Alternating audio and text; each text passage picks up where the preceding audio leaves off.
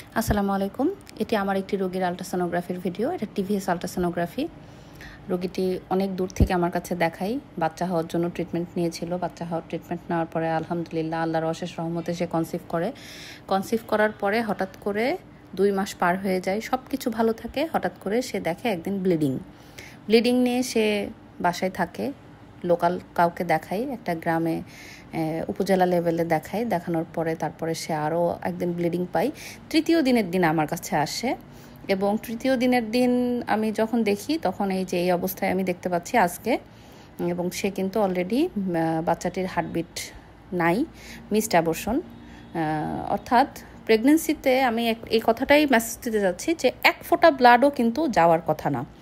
প্রেগনেন্সিতে কখনোই ব্লিডিং হয় না।